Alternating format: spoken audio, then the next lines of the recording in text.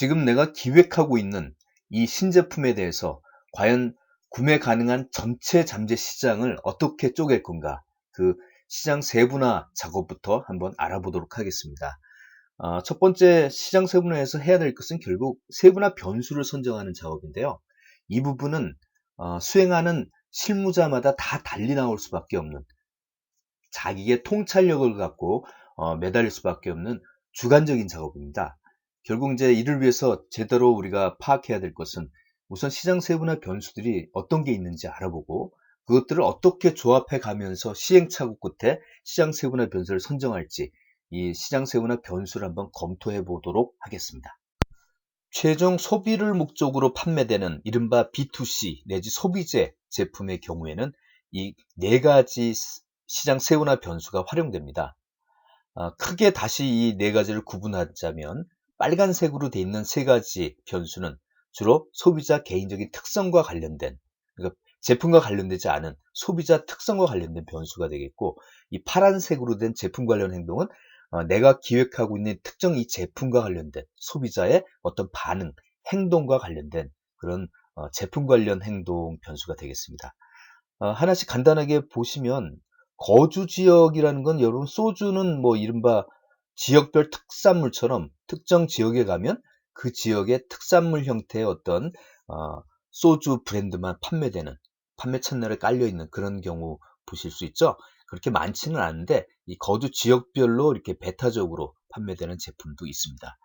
그 다음에 인구 통계 변수는 여러분 쇼핑몰 회원 가입할 때부터 적어내는 뭐 그런 개인적인 신상과 관련된 그런 변수가 되겠죠. 어, 연령대별로 성별로 보통 많이 사용하는 이 변수들이죠. 제가 볼 때는 이를테면 라면 있잖아요. 신라면도 지금은 그렇게 돼 있지는 않지만 어떻게 보면 좀 더 시장을 세분화한다면 연령대별로도 저는 나눠볼 수 있을 것 같아요. 어린이용 신라면, 어린이용 청소년용 신라면, 중년용 신라면, 시니어용 신라면 이렇게 말이죠. 그래서 아이들, 어린이용에는 성장 비타민을 뭔가 이렇게 좀 첨가한다든지 노인들 신라면에는 칼슘을 좀 더 이렇게 많이 넣는다든지 그렇게 이제 차별화할 수도 있겠다. 그런 저의 개인적인 생각입니다. 심리적인 변수는 주로 이 라이프 스타일이라고 해서 뒤에 다시 말씀을 드리겠습니다. 제품과 관련된 행동에는 이 6가지 이외에도 또 여러 가지가 있을 수 있는데 가장 많이 사용하는 세부 변수 6가지를 다음 페이지에 간단하게 한번 설명드려 볼게요. 자, 그러면 여러분 전통적으로 2000년대까지 주로 과거에 많이 사용되어 온 소비재용 시장 세분화 변수는 어떤 것이었을까요? 예, 주로 거주 지역 내지 인구 통계 변수가 제일 많이 활용되어 왔습니다. 왜냐하면 사람 외모에 어떤 관련된 특성이란 이런 거는 우리가 구분해 낼 수 있기 때문에 쉽게 구분해서 그거에 따라서 차별적으로 이렇게 마케팅 포피를 구사할 수 있기 때문에 전통적으로는 이 인구 통계적인 변수를 많이 활용해 왔죠. 여러분 설문조사 어떤 특정 마케팅용 신제품 설문조사 보시면 이 인구 통계 변수를 설문지 맨 끝에 이렇게 물어보는 질문들 많잖아요. 귀하의 소득은 얼마 되십니까? 연령대는 어디에 해당되십니까? 이런 것들이 바로 이런 세분화 변수에 활용하기 위해서 기본적으로 넣는 설문 문항이 돼 왔죠. 그리고 지금 2000년대 내지 이후에 지금 많이 사용되는 사실 중요한 시장 세분화 변수는 요 심리적인 라이프 스타일 변수와 좀 더 나가면 이 제품 관련 행동 이 두 가지를 제일 많이 활용하는 어떤 트렌드의 변화를 지금 겪고 있습니다. 그래서 여러분 보시면 왜 인구 통계 변수가 더 의미가 지금 현재는 없을까? 왜냐하면 이 성별 연령대별로 구분을 할 수가 점점 없어진다. 즉 남성들도 원래는 어, 남성들 제품이 따로 있었지만 이제 남성들도 여성용 제품을 중시하는 소비자들이 복잡하게 늘어난다는 거죠. 도시 남성의 경우에는 패션, 미용, 요리 이쪽에도 요새 전통적인 여성의 역할에 관계된 제품들을 이제 남성들이 많이 관심을 갖고 사용하고 있고 같은 30대 초반의 여성이라도 직장 여성과 전업주부가 구매하는 애용하는 채널, 쇼핑 채널은 다르다는 거죠. 직장 여성들은 주로 어디에? 직장에서 점심시간에 쇼핑몰, 인터넷으로 이제 구매를 한다든지, 전업주부는 대형 마트를 가서 구매한다든지, 같은 나이대도 이제 이렇게 나이대로 구분하기가 쉽지가 않는 굉장히 복잡 다단해지는 현대인의 어떤 그런 패턴을 우리가 볼 때, 인구 통계 변수는 참고용으로 그냥 시장 세분화하는 데 활용될 뿐이지, 이제 본격적으로는 이런 심리적 변수나 제품 관련 행동으로 많이들 이제 시장을 세분화해서 정밀한 포피를 여기다 맞춰가는 그런 이제 특성이 있습니다. 방금 말씀드린 대로 사람들의 개성이 굉장히 다양해져 가고 있고, 인구 특성 자체가 굉장히 복잡해져 가고 있는 추세라, 이제 인구 통계 변수로 어떤 사람을 구분해내기에는 점점 한계가 있습니다. 예를 들어서 지금 여러분 사이트 보고 계시는데, 이 사이트는 주로 누가 와서 볼까요? 타겟층이 누굴까요? 어린아이들일까요? 아닙니다. 여기 오시는 분들은 주로 20, 30대, 40대의 어떤 남성분들, 이런 키덜트라고 하나요? 이런 분들이 주로 보고 계시는. 그래서 이제는 외면상 어떤 인구적인 특성 갖고는 사람들을 이렇게 분류하고 구분하는 게 힘들다, 이 말씀 드립니다. 인구 통계 변수를 가만히 보시면 대부분 세분화 단위가 개인들입니다. 그런데 좀 특이한 세분화 변수가 가족 생활 주기라는 게 있어요.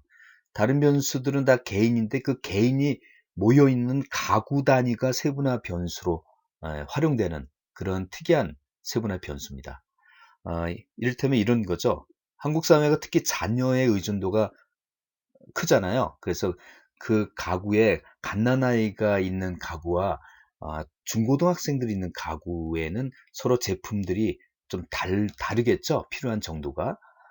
여기 보시면 어, 결혼 유무에 따라, 그리고 결혼을 했으면 자녀가 어느 정도 성장 단계에 있는지에 따라 한 7개의 가구로 이렇게 구분을 해봤죠.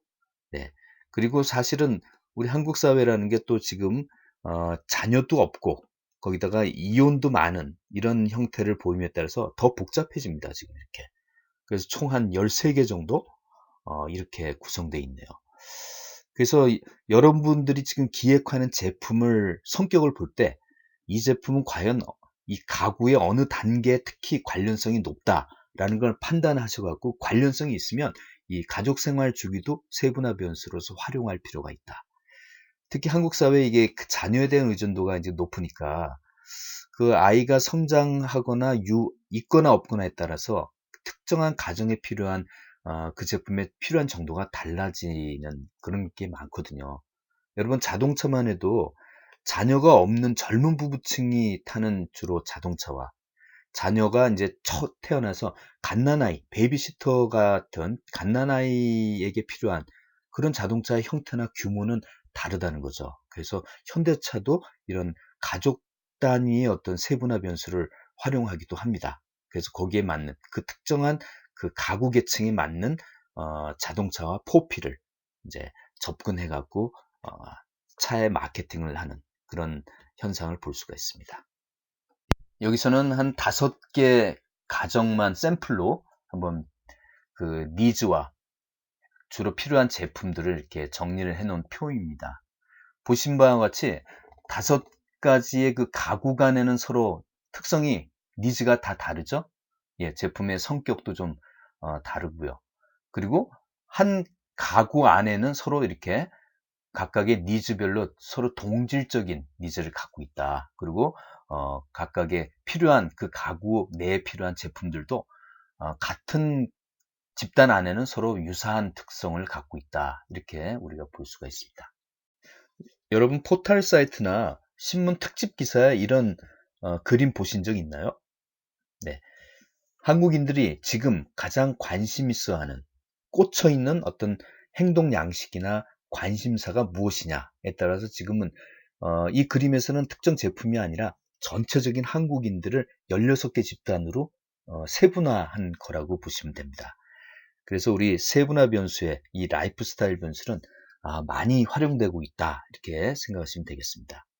자, 그러면 궁금증 하나. 과연 이런 뭐 16개 집단 같은 세분층의 키워드, 세분층을 어떻게 만들어낼까? 어떤 전문가나 카피라이터들이 그냥 만들어내는 게 아닙니다. 라이프 스타일은 크게 구성 요소가 세 가지가 있습니다. 그 사람이 주로 뭐 주말에 어떤 행동을 보이는 사람이냐, 그 사람의 평소 관심사는 주로 뭐냐, interest. 그 사람은 어떤 사회적 이슈에 대해서 어떤 의견을 갖고 있느냐에 따라서 이런 세 가지 구성 요소의 여러 가지 문항들을 갖고 설문 문항을 만들어서 조사를 합니다. 그래서 사람들에게 그 정도에 따라 5점 척도 이렇게 물어봐서 그걸 갖고 어떤 통계적인 작업으로 어, 이런 16개 아니면 여러분 특정 제품을 갖고 이렇게 만들어 보면 한 5개 세분층의 라이프 스타일을 만들어 볼 수가 있죠.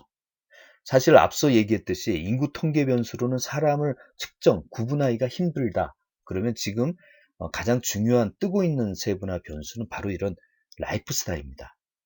지금은 그 사람의 취미만 알면 그 사람은 어느 정도 구분해낼 수 있죠. 그래서 페이스북이나 여러분 유튜브나 어디 가입하려면 이런 취미와 관련된 것들 굉장히 많이 물어보잖아요. 그걸 전부 다 사람들 집단을 개인 맞춤하기 위해서 이런 취향 관련된 라이프 스타일 변수를 많이 정보를 습득하는 이유가 바로 그런 데 있는 겁니다. 여러분들이 처음 가입할 때 인스타그램에서 여러분의 관심사를 많이 보여주면서 알려달라 그러죠? 왜 인스타그램은 여러분들의 관심사에 대해서 이렇게 관심이 많은 걸까요? 2012년의 일이었죠. 페이스북이 인스타그램을 1조 원에 인수를 했습니다. 지금 페이스북은 사실 인스타그램과 동일한 어떤 플랫폼을 갖고 있다고 보시면 되겠죠. 그래서 여러분들의 이 구체적인 관심사를 바탕으로 페이스북은 자기네들 페이스북에 제품을 광고해달라고 요청하는 광고주들을 여러분 취향을 알아서 여러분이 화면에 페이스북에 딱 노출이 될 때 해당 제품을 연결시켜 줍니다. 즉 여러분들에게 보여지는 맞춤화된 어떤 광고는 전부 다 이런 라이프 스타일, 즉 관심사 변수를 갖고 여러분들을 찾게 되는 그런 작업을 하는 거죠. 여러분 인구 통계 변수는 사실 세분층 집단 이름이 사전에 정해져 있죠. 연령이다 그러면 10대, 20대, 30대, 40대 이렇게 있고 성별하면 남성, 여성 미리 정해져 있죠. 그러나 이 라이프 스타일 변수는 철저하게 통계 프로그램과 여러분의 판단에 의해서 세분 집단의 이름과 그리고 세분층을 이제 구분하게 됩니다. 이를테면 여기 나와 있는 25개 비스무리한 항목들을 설문조사로 사람들에게 물어보고 그래서 사람들 응답을 토대로 비슷비슷한 그 유형의 질문 문항을 이렇게 묶어갖고 나름대로 여러분이 패션 선도형, 개성 표출 중시형 이렇게 이름을 여러분 판단에 의해서 만듭니다. 그리고 나서 통계 프로그램에 의해서 여러분 자체를 이 중에 어디에 해당되는지 이렇게 세분화하는 작업을 사실상 통계 패키지가 하고 있다 이렇게 보시면 됩니다. 지금 말씀드린 라이프 스타일 변수와 함께 최근 많이 사용되는 이 제품 관련 행동, 이 세분화 변수들을 한번 하나씩 살펴보겠습니다. 사용 상황이라는 세분화 변수를 한번 살펴보겠습니다. 여러분 에버랜드에 오는 전체 고객을 그 방문하는 상황에 따라서 세분층으로 나누고 싶다. 그러면 어떠한 상황들이 있을까요? 예, 이런 경우가 있겠죠. 각각의 사용 상황에 따라 여러분 어느 정도 이렇게 윤곽이 보이시죠? 주로 오는 그 사람들의 계층이 구분이 되죠? 예. 사과의 경우에는 어떤 경우에 사용하느냐 보시면 뭐 간식용, 손님 접대용, 건강, 그렇죠. 집에 의사 하나 두는 것과 같다. 그만큼 사과가 건강에 좋다. 이런 층들도 있습니다. 그 다음에 특이한 건 합격 사과라는 것도 있어요. 네, 합격을 기원할 때 먹는 사과. 자, 이런 사과 여러분 보셨을 거예요. 뭐 바람이 너무 심하게 태풍이 불어서 사과가 다 뭉그러졌는데 그래도 매달려 있는 사과를 갖고 어디 갔어요? 어디 가서 팔았습니까? 예, 수험장에 가서 하나당 브랜드 사과로 8,500원을 주고 판 겁니다.